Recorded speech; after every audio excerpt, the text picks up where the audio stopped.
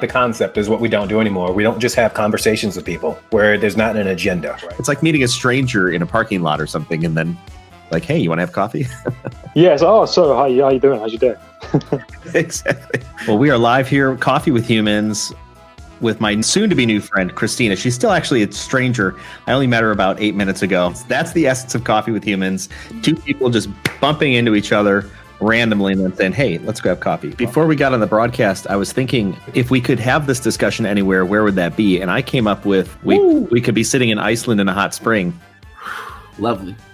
If you could have this discussion anywhere, where would it be for you? Love this question. I'm stumped right now. I'm not really a beach person in terms of getting in with the aquatic life, but I do like to be near it and feel the breeze from it. Yeah. And so anywhere by a beach. What drew you to clicking the button to have coffee with me? Was searching and I found this one and it grabbed me, it pulled me in, and it just seemed, your podcast and Coffee with Humans seemed very welcoming, that you were really eager and enjoyed just making meaningful connections. Coffee with Humans is like Sunday brunch. I love Sunday brunch. Okay, good. Because, well, you're in the right place. Only There's no food.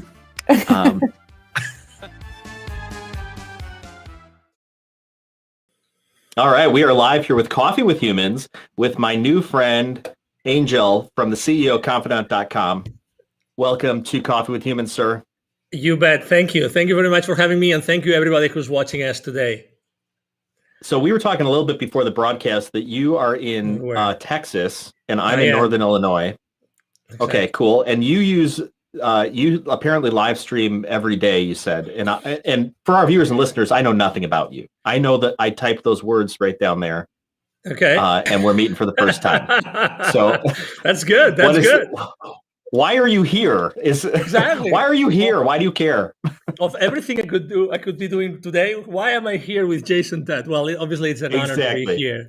I'm here with you because I love the humans part of your show. Okay, besides being a coffee connoisseur kind of thing. So you can go online, you can Google me, you can do lots of things, and you can read my bio, everything, but there's something which is not written anywhere, which is that I honestly consider myself the connector of the unconnected. And probably throughout the conversation, we will see that.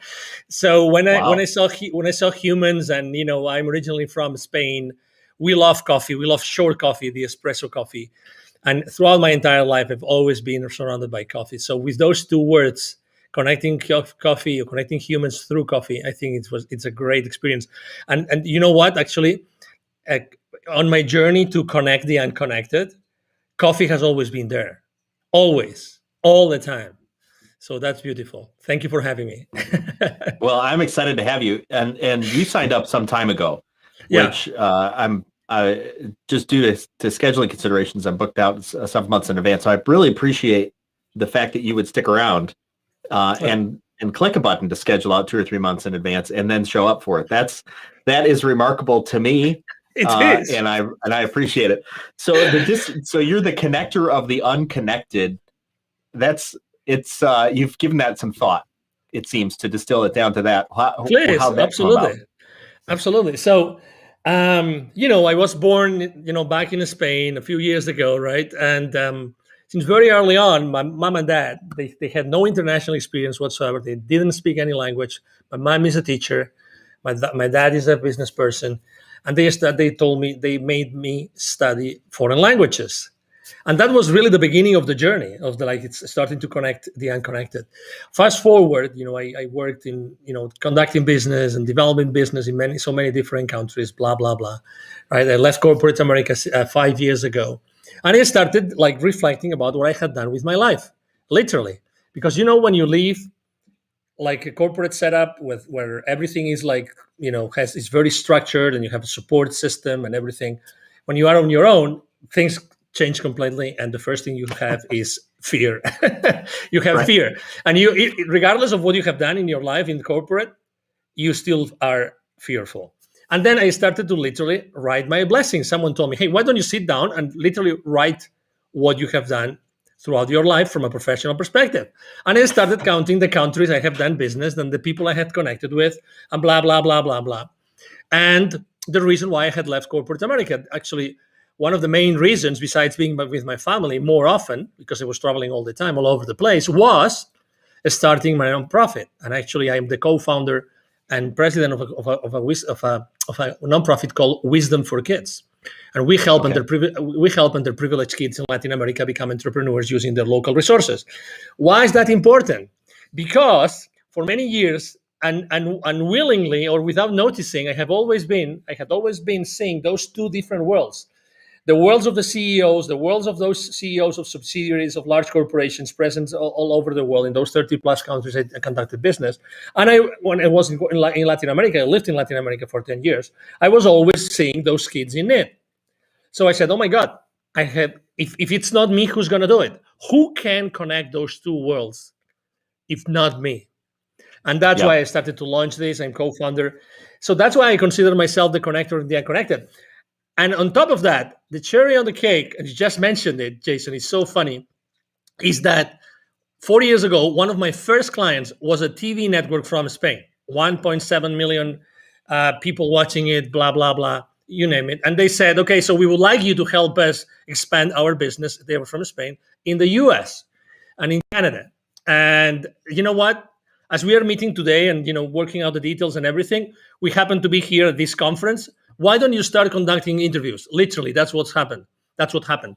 And I said, okay, why not? What do I have to know about the person I have to interview? Well, don't worry. You just start an organic conversation. I had no idea anything about this gentleman. I forgot his first name. His last name is Halpern. Is the first ever spiritual music composer in the country. Stephen Halpern, I think it is. Okay. Anyway, so fast forward, I was again in a position in which I was, hired to conduct interviews with people, with all this greatness of these people, right? And me asking them questions just to make sure that my audience, or our audience at that point, were going to resonate with those messages and learn from them and be inspired. So that's why kind of my life has always been connecting the unconnected. People that probably if I wasn't there doing what I was doing at that point in time, they would have never been able to find those dots that would connect them to something else in their lives. Did I answer your question? Absolutely. You also have, it seems like, a particular niche that you, from your culture and your experience blended together, that allow you to serve a population of people in a way that probably nobody else could. Like, to your point, like you're like, well, if not me, then who?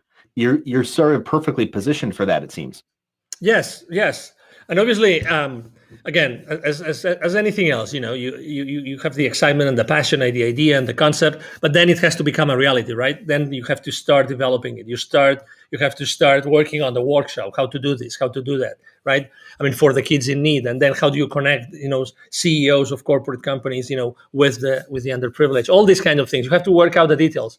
But yes, I think that everything I've done in my life was just preparing me to be the connector of the unconnected.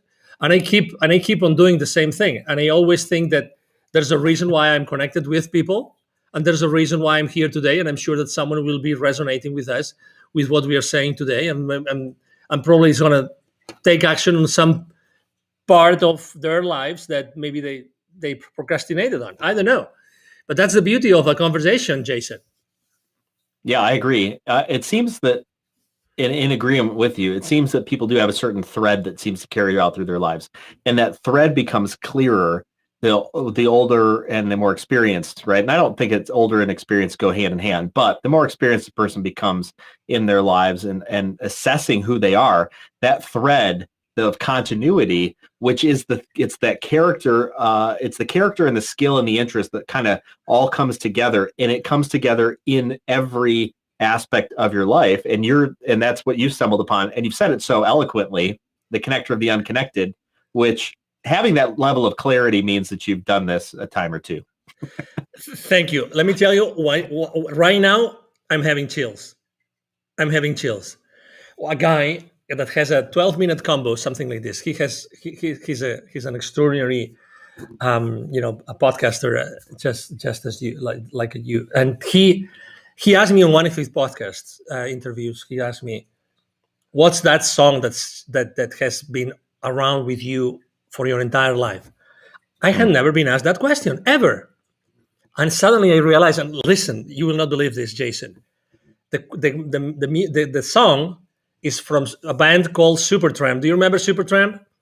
The band called I Supertramp? only know the name. Okay, you know the name. Okay, so this song that has been all the time with me, and it still plays on my playlists, is Taking the Long Way Home. Taking the long way home. So to your point, exactly.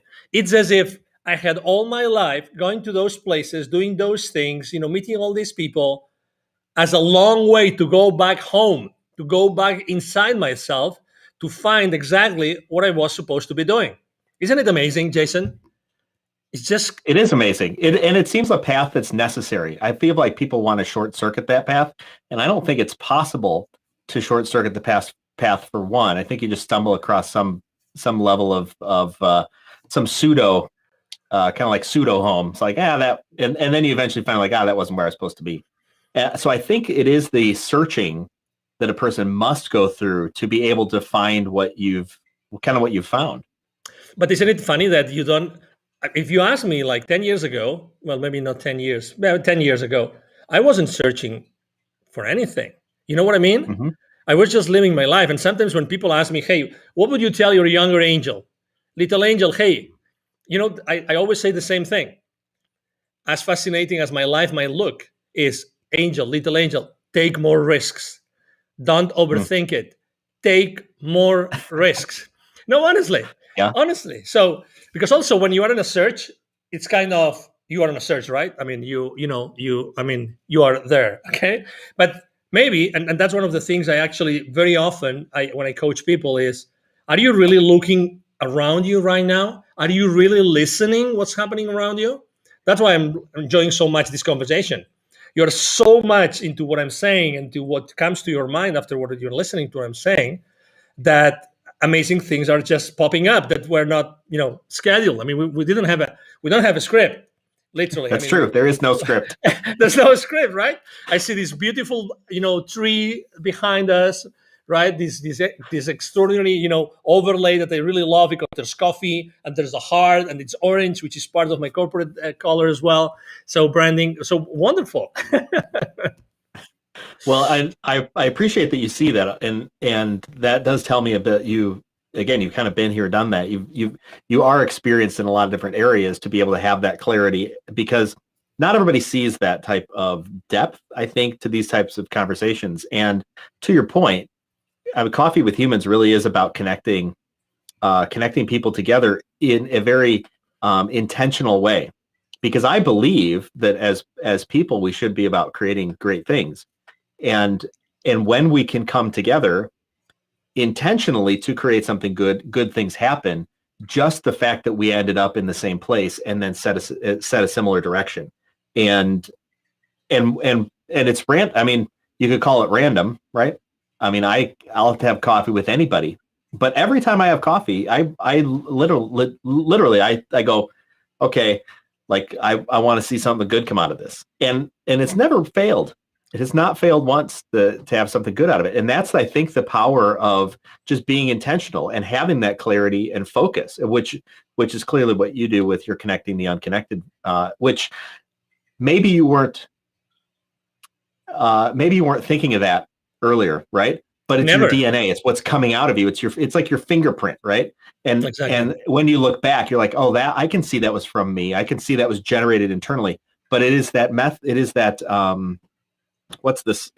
It's that assessment, or like assessing our lives or assessing our experiences, which then we draw out the lessons and we draw out the clarity, which then allows us to be intentional, I think, about our next, kind of like what's next.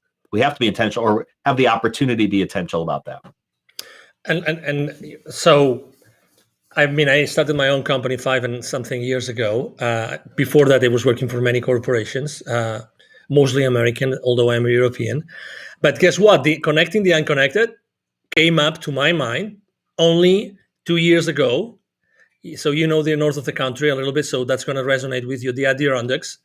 It was with a very good friend of mine. Her name is Christine Powers, and her husband, Larry.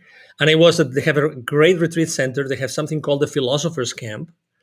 And I attended one of their philosophers' camp. There is a beautiful land. I think it's 100 plus acres. And I was so in tune with myself and with nature and everything that is in there. Well, if you know the Adirondacks, they're beautiful. And I just, all these amazing things started to come to my mind, and I realized that I had been working for that, and I had been doing that consistently, always, and being open to listen. I think that's very important, and we have to find a balance between having our goals and our plans to achieve those goals, and also to be open enough to course correct. Sometimes life, I like to. The same way you were saying about your coffees with people, right? Every time you drink coffee with someone, with a human, that it's always been worth it, right? Because there's always been something coming up out of that conversation. It's the same thing with me. Every time I've seen something, instead of discarding it, I said, "Oh, wait a minute, let's have a conversation. Let's talk. Let's see if anything makes sense at all." And then there's a new path over there. There's a new, avenue that opens for you, and you decide if it's good for you or not. But again, and that's why it's so important to be paying attention. And also, I would like to say that we are very distracted. Okay, and that's why it's very important in life to differentiate between judgment and discernment. Very important. Okay, judgment and discernment. I think that we all have to really sharpen our knife with discernment, very much so. But it doesn't mean that we have to put all our emotions, our feelings, and take advantage and blah blah blah, down the path of being judgmental or judgmentalism. And I think that those two words are so mixed that people tend to take everything personal and not leave anything for discernment. And that's why I think that it's extremely important to have those coffees with humans. To walk that path. It's an experiment. You actually conduct an experiment every single time you open your streaming platform and your outlets, your social media outlets. You open them for someone that you barely know. That you read something about that person. Your guests might have read something about you, or might have Googled you. Maybe exactly, or maybe not. Right? But again, the presence. The importance is the presence. Is how present you are. How present I am here. And where the conversation is taking us, and how can we inspire our audience at the end of the day? How can we inspire our audience with our conversation?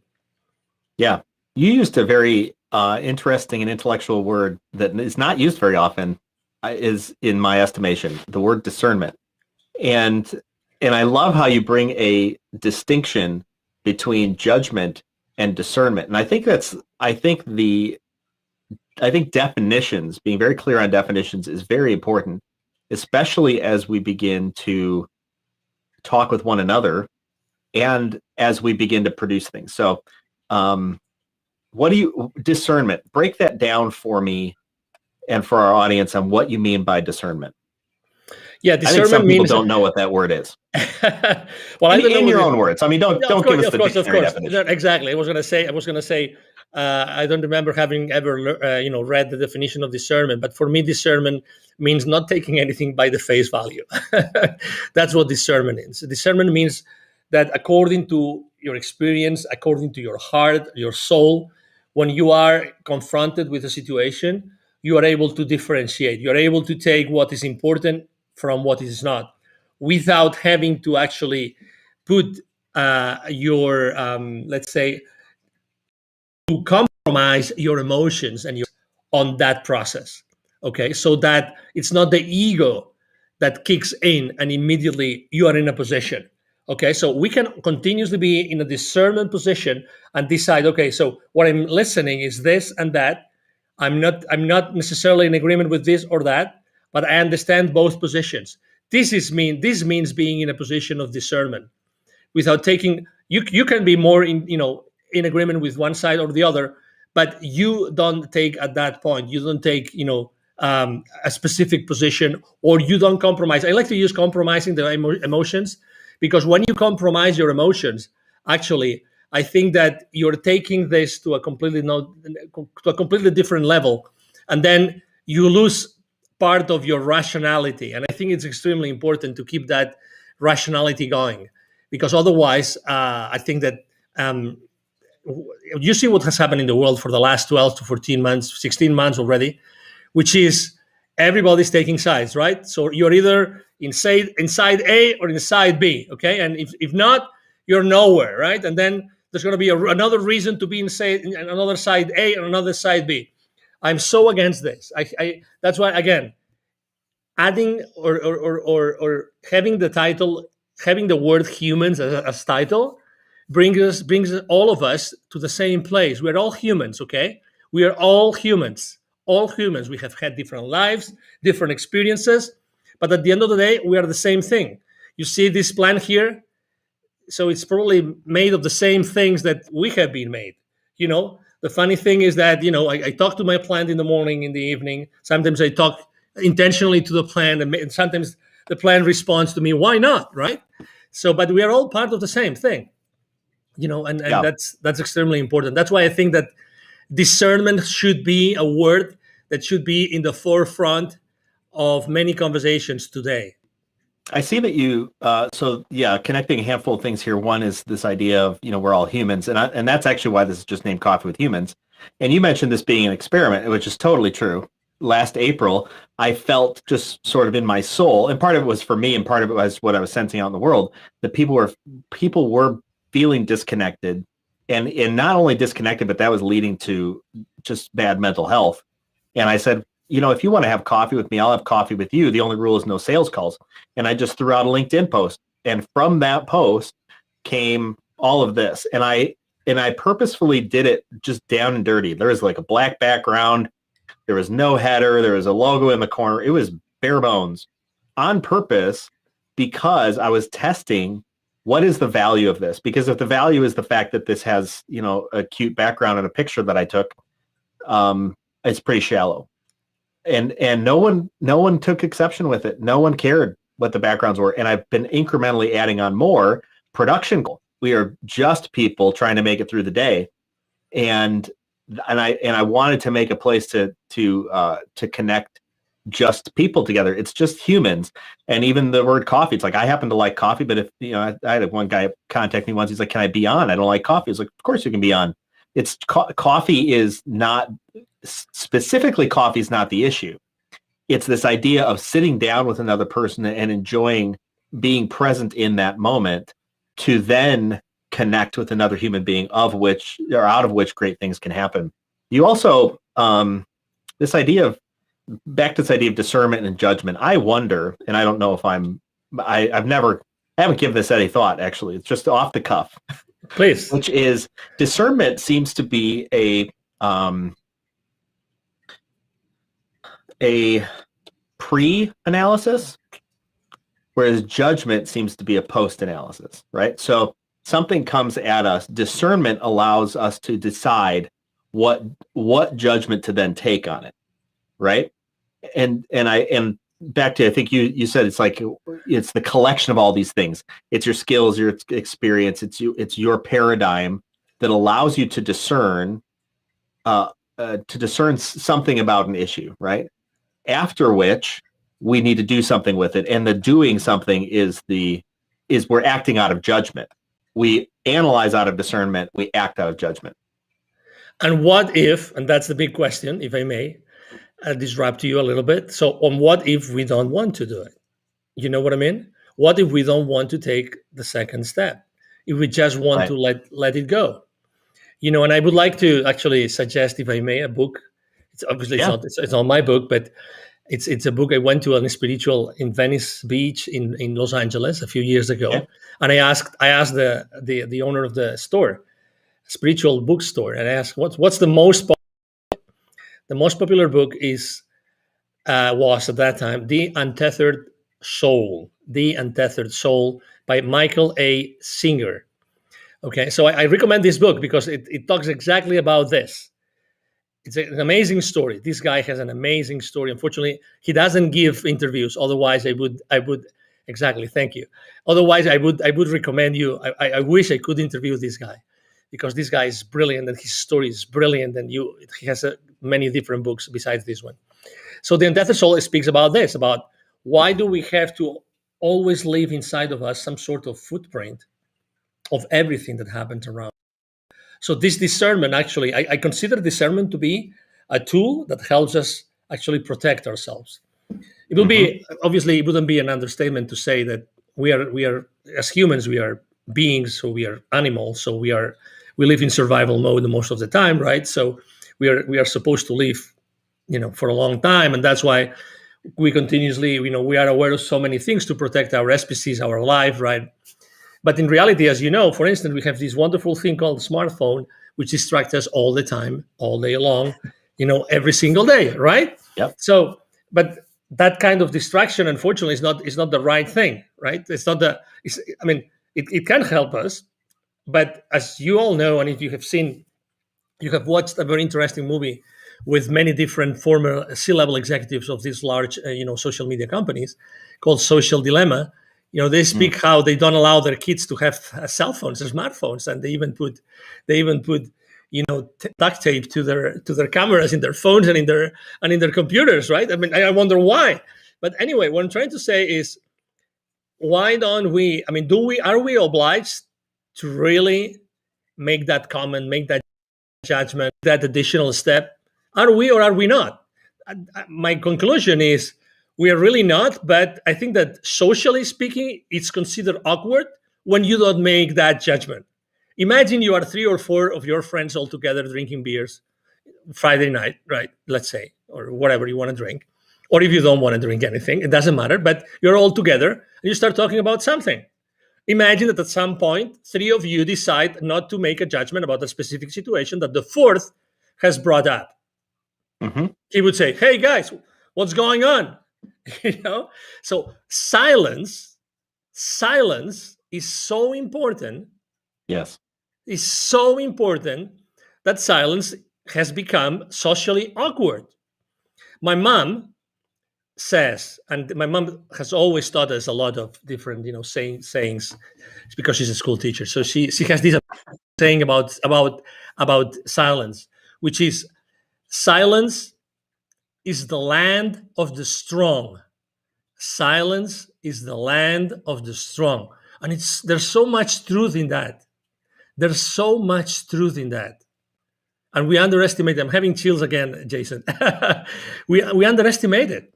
Why not using silence? Why not? I completely agree. I think we need to be wise about where we spend our energy and what we allow in. So for years, I've not watched television, like terrestrial television with ads and things like that. And I've not listened to the radio because I just refuse to listen to the ads. It's all noise. I have a tendency to not like social media, even though, social media might be even good for business. I don't like it because I find that it can easily suck me in. Years ago, I don't know if you remember on Facebook, this was a long time ago. On Facebook, there was a game called Farmville. Okay, no, I don't know. And Farmville just had these little squares, and it was a farm, right? And you expand your farm, and then you could plant crops, and then you have to go click, click, click, click, click, click, click, click, click, click, click to harvest the crops, or you had to spend your cash, building a barn, and then the barn would give you chickens, and then you had to click, click, click, click, click, click, click, click, click, click, click, click to collect all the eggs. And I remember pretty clearly, I was sitting there one time thinking about Farmville. And I started to add up the amount of time I had created a virtual farm that lived only in Facebook. And I thought, at this point, I could have made my own farm in a backyard and had actual vegetables instead of this stupid Farmville thing, which was just designed to get me to engage more on Facebook and buy more stuff. And I thought, this is stupid. And I shut it off and I never went back. And I've become a little bit more discerning about things that like hobbies. Like I think I like to play a game called Cities Skylines, which is a city building game. I enjoy it. I find the challenge of it interesting. I like thinking through stuff and how do you lay stuff out. It's all very engaging to me. Sometimes I know I'm playing it as a distraction. Like I have other things I need to attend to, and I'm scared to attend to those things, and so I go to the easier thing, which is build a virtual city. And I'm pretty understanding of those moments. But when I feel like and then I know that there's sometimes just like, I just enjoy it, and you just do something you enjoy. Why the hell not? But there's no like endless days of playing, like I used to do on Farmville. I don't get lost. I refuse to get lost in it. And I challenge advertisements because I know for a fact that when I see ads, I seem to want things. And when I don't see ads, I tend not to need things, and I don't want them because I didn't know they were there. They didn't enter my mind. There is a process, and it gets to what you're saying. There's this idea of taking thoughts into captivity. I mean, that's a very spiritual way of looking at it. But it's idea like a thought comes in. Do we even entertain the thought? Is it worth entertaining the thought? If we don't, just throw it out. The question, though, I think people struggle with, even if they do believe that, is what thoughts do you consider and get engaged in, and what thoughts don't you? I've got a saying, and and then I'd love to hear your thoughts. I've got this saying that came to me by some book at some point in time, so meaningful to me. I printed it out, put it on my monitor, put it on my car, and it's this. It says, "Am I willing at this time to make the investment required to make a positive difference on this topic?" And it's a filtering mechanism. Am I willing? Yes or no. At this time, no. Yeah, maybe it's the time, maybe it's not the time to make the investment required. So I'm going to have to put some energy into this. Do I have do I have that amount of energy or not to make a positive difference? So even if I do all these things, I'm willing, it's the time, I've got the energy.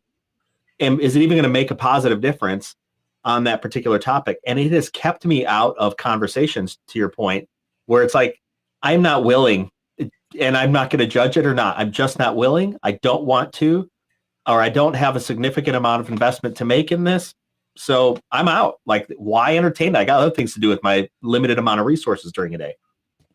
I congratulate you for making this, useful in your life. I mean, being able to do this and knowing, guys, obviously that we have 60,000 thoughts a day. So if you are able to stop a few times a day and just go through that process, that's, amazing. Kudos for that. A few years ago, someone that I have been following, his name is Frederick Dodson, and his title is the Reality Creation Coach.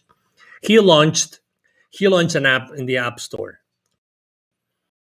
Unfortunately, he didn't update it. So with the following updates of the App Store, it disappeared. That's what the app did. The only thing that the app did is you could program how many minutes in between the app would talk to you from the phone, and the app would ask you, where would you like your attention to be right now? Where would you like your attention to be right now? He spent months of his time convincing the App Store that was an app worth having in the App Store, because they would say, that's so stupid. That's so stupid you have. Why do you want us to hold space for you here in the app, even if they charge you for that? For something that the only thing that does is this. He said, because people really need this. Eventually, he convinced them, oh my God, the reason why I like so much, like every 10 minutes, 15 minutes, or 30 minutes to have this question asked from my cell phone is because immediately, you see, I'm able to restart the creation process of something, right? So in the beginning, in the day, every single day, I have my 5-minute journal and I write what I would like to do that day. So those questions, where would you like your attention to be right now, is so powerful because it puts me in creation mode again. We're not talking Minecraft, okay? We're talking about city building games, but we're not talking survival and creative, okay? But it's true. It's true. What would you like your attention to be right now? What would you like to be creating right now, as opposed to what you are entertaining? And I think that is brilliant. It's brilliant. Right now, that's not available any longer. But I found another app. The only thing that this other app does is rings a bell. So right now, I have it. I have the sound off from my cell phone, but you would have already, heard like 3 or 4, bells. So what I do is, when I hear that bell, I know already, because I have had it installed for almost a month now. I know that I have to take my attention to a specific place. So absolutely, to your point, I think that we all should be asking ourselves and developing a series of strategies or habits of what we really want to spend our, mental time. And maybe to simplify things, our real power to create a future or a present is here, is in the now. It's like there's no memory, there's nothing that happened in the past that's going to define us better than what we are doing today. That's why it's so important to have these kind of cues like yours or mine every single day. Go back to the creation mode in which you are right now. That's the only place where you can create something. Yeah, no, that's super powerful. I'm curious, when we were talking about what to title this talk, and it's kind of weird to ask people to title a talk in advance when we don't know what we're going to talk about. And I simply ask, hey, what's on your mind and how do you want to say it? And you said the silent revolution. So gathering kind of like grains of sand, all of these things that we've been talking about in this space, how does that connect to the word or the phrase, the silent revolution? Because I believe that the same as you last year, 1 year ago, April 2020, you decided to start Coffee with Humans, and you didn't pay $1 million in ads, right? And you didn't go to the big influencers and pay them $3,000 for a post to 3 million followers on Instagram. No, you didn't do that. So because I believe that thanks to everything that is happening in the world and has happened for the last 14 to 16 months, right now is April 2021, there's a whole bunch of people out there like you, just like you, Jason, that have started to do things silently, maybe not even raising their hands, to reconnect the people that are unconnected or that have been disconnected throughout the last few years, for the last few months.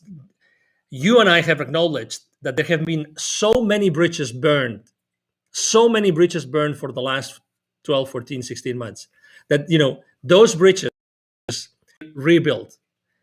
That has been actually my number one theme on social media for the last year, has been building bridges, because we are humans.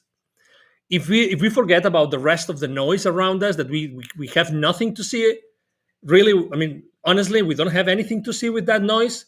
If we go inside of us to our heart and we reflect on who we really are and who we really want to become, I think that we every single day, by connecting with people, and you're doing it every single day with your show, and many other people out there's a whole bunch of people that, thanks to the uncomfortability of those bridges that were being burned, all these people is actually coming together and unknowingly and bringing the greatness of others, so that the audiences can learn more and more and more and feel more connected.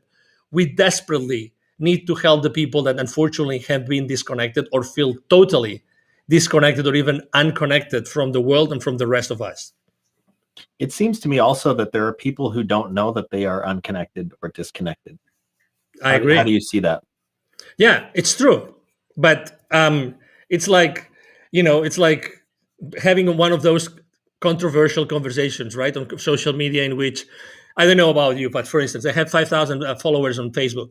Every time I need to put additional people, I just share something which is politically incorrect with some of my audience. I know I'm going to get between 20 and 40 spots in the next 24 hours. And I don't care about the side, I don't care about the side of the people or of the post I'm going to repost, and I don't even say anything. I just put the face, this emoji, this amazing emoji that someone like this, like thinking. So if I just repost a politically incorrect post on my feed with this face, without even saying if I am in favor or against, 20 to 40 people in 24 hours are going to unfriend me on Facebook. Guaranteed. I love it. Guaranteed. I love it. The thing I love about that, and what sticks out to me, is that all of our responses, the way we interpret things, are all happening here. Totally. And it's, to your point, it's totally true. All you have to do is go, right? And you said nothing. What was said will all happen inside each individual. And we as humans, and I me too, right? I'm a person, right? I see something happening, or I hear something, or I read something, or somebody sends me a message. I read into that what I want, what I'm bringing, and it's so I think interesting to recognize that, but then it's more important that we apply it to ourselves. Like for me, how did I read that? I read something the other day and I was a little pissed off and I was hurt and I was like, and I was getting in my head, and I took the opportunity to walk outside myself for just a moment and observe and go, oh, Jason, there's that feeling again. Huh. That's the feeling you get. You're kind of a silly guy. You keep going to that one feeling. Why do you think that is? And then I counseled myself in that moment and walked myself out or through that time. And I was like, okay, great. Now I can set myself back in. I'll be back present in the moment. And I just responded, set it down, and walked away. And I find myself that I have too, like you're saying, have been caught in these times when I just look at something and I go, oh, what the heck why'd they mean that? It's like, you have no idea what they meant. It was just words, or it was just an emoji. Like, you don't actually know what they meant because you missed the conversation. You actually didn't want to have a conversation with them. Exactly. You just wanted to take action. You're ready, like primed. The pump is primed so often in ourselves to just take action. And like you talked about, judge instead of discern. Mm-hmm. Exactly. And as you know, the funny thing is that happens in the unconscious. I mean, this is like, boom, triggered. And immediately what you feel, which is, I mean, I'm not a scientist, but I love to read. I'm an avid reader. As soon as you go to that thought, right, and you have that feeling, right, there's immediately, that's demonstrated scientifically, it's immediately a rush of chemicals through your body. Actually, we are identifying those chemicals, in our body when we go down that rabbit hole that you know for a fact that you don't want to go, but you still go, right? And the funny thing is that you really like those chemicals because you are actually addicted to those chemicals. Yeah.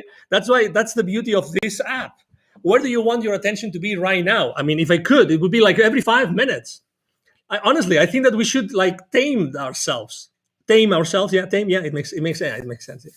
We should really tame ourselves because we have this beast inside of us because we are humans and because we have to live in survival mode to survive, blah, blah, blah. But still, becoming aware and trying to break the habit of being ourselves. That's really what we should be trying. Well, it's like Pavlov's dogs, right? I mean, that was the whole thing of Pavlov's dogs, this scientific experiment they did years ago, rang a bell and fed the dog. I think it was, or was it rang a bell and beat the dog? I don't even know what it was, but basically the idea is that we get trained, and you use the word tame. It's like we train ourselves into this process where we see something or feel something or hear something and respond, and that's in some ways a good thing. I mean, our body exists in that reactionary fashion for sometimes good reasons. Like, you touch a pan and it goes, or we go, oh my gosh, fight or flight. We make a quick flight reaction because somebody's coming at us. But too often, I think we do get caught up in this moment of I just respond, and that just becomes my nature. And then my body becomes, like you're talking about, addicted to simply responding, or addicted to simply talking, or addicted to simply gossiping, or whatever it is.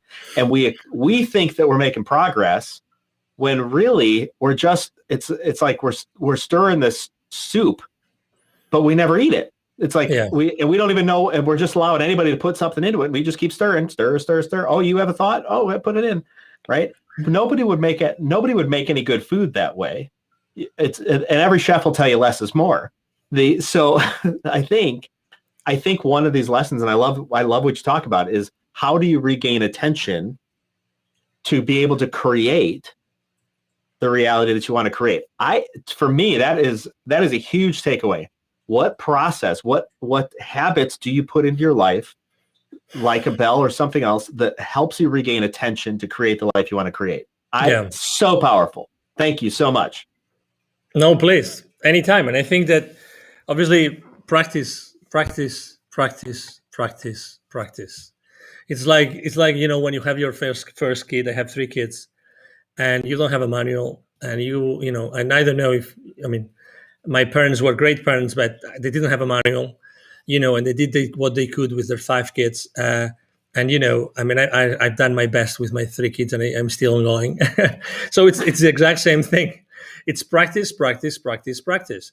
Put in place a few things that you feel comfortable with or you don't feel comfortable with. And everybody has their practices. For instance, I start the day with a cold shower, no matter what. I've been doing that for 6-7 years now already. Even if I am in Alberta in the middle of the winter, I still take a cold shower. I meditate every single morning. I have an intention group in the morning that I meditate with, for intending for something specific every week. I have these interruptions. I have my affirmations. I write down 3 times a day. I write on my journal. All those things. And as opposed to trying to like silence yourself or silence your chatter. Mm-hmm. I always like to think that it's better to try to create something, try to put everything positive. That's why all the demonstrations on the streets are so wrong, because they're always against something. When I totally think that they should be in favor of something else, which will be good, as opposed to be against. So it's the same thing, right? Just build, just put your life in positive, and try to create stuff as opposed to eliminate stuff. Try to put yourself in a place where you're always creating something. For me, literally, very honestly, I have to confess something, Jason, which is I like to be interviewed on podcast shows to discover what I know. Right? Really, honestly. Absolutely. because the same way I described what I had done, in my life when I left corporate America to see what my brand should be. The exact same thing. You don't really know everything that you've heard, you've interiorized, you've experienced, everything you've seen, you've heard, until someone asks you that question and you say, "Oh my God, yes," And that's the power of a conversation. Yeah. That's the infinite power of a conversation. Conversations are super powerful. Absolutely. I totally agree. And you're absolutely right on. From my experience, the idea of go get interviewed and you will find out what you know. And it's sometimes fascinating. I use this example. I know we're coming up at the end of our time here, but I use this example of years ago.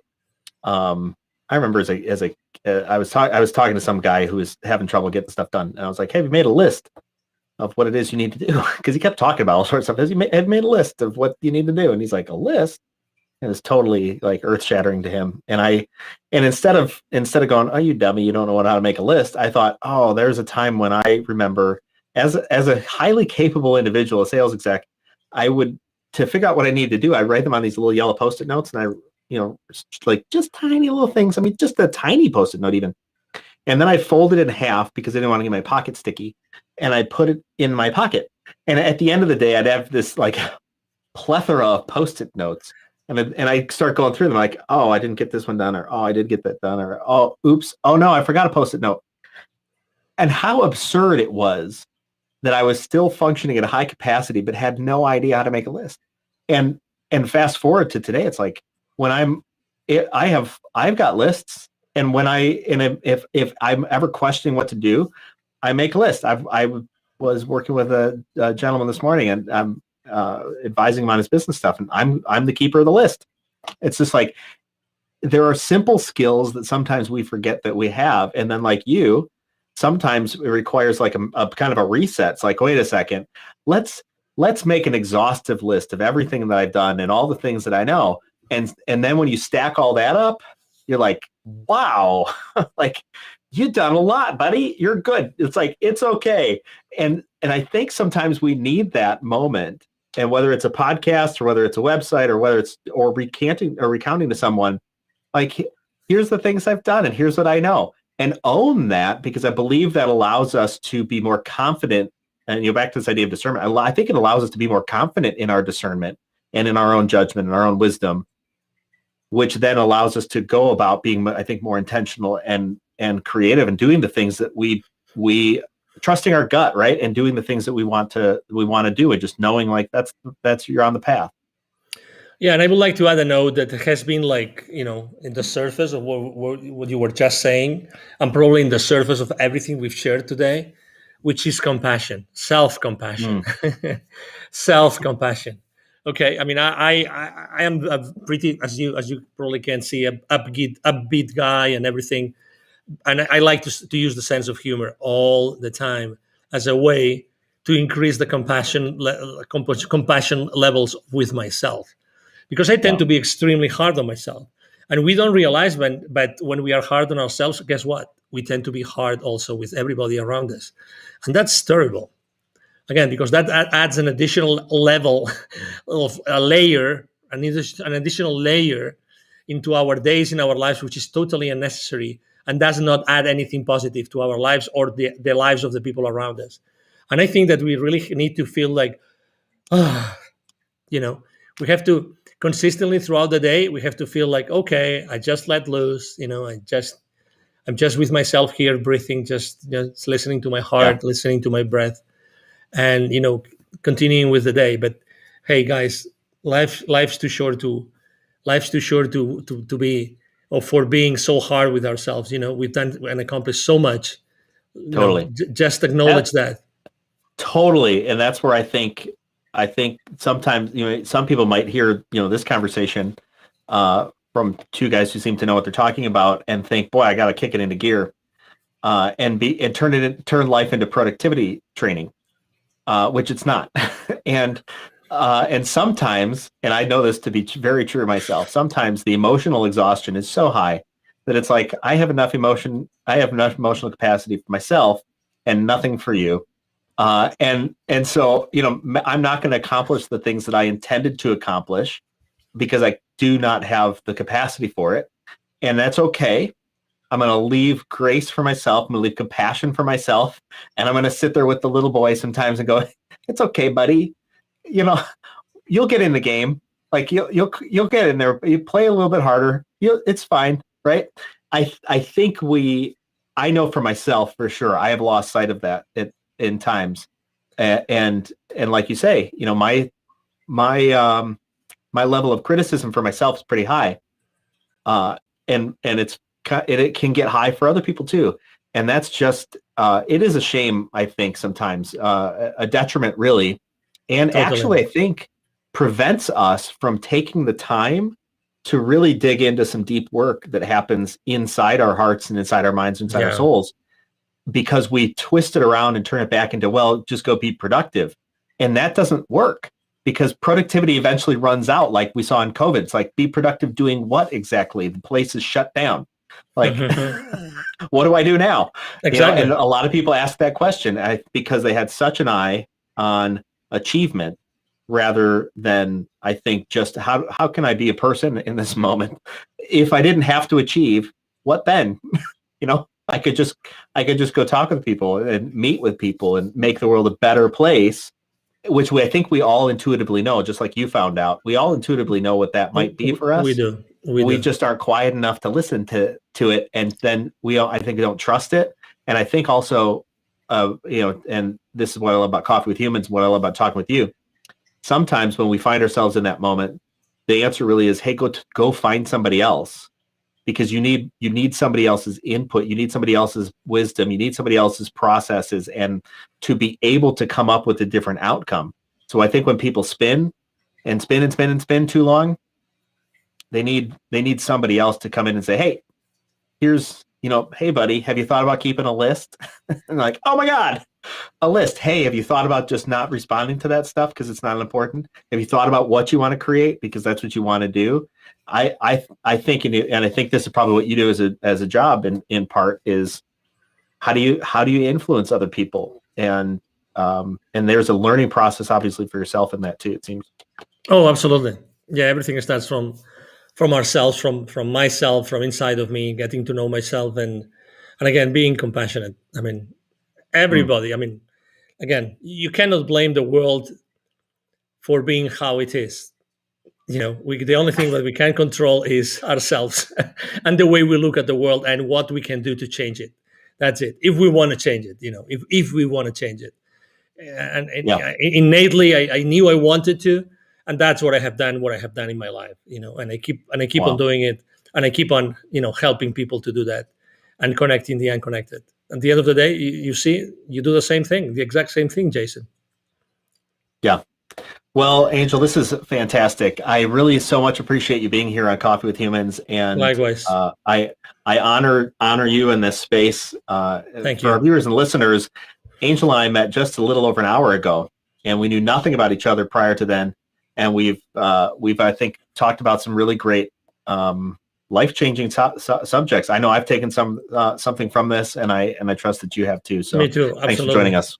Totally. All right. Thank you very much, Jason, for having me. Absolutely. Catch us next time.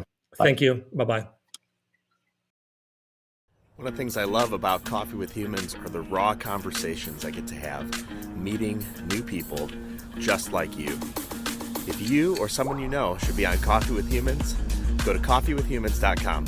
Remember, the only rule is no sales calls.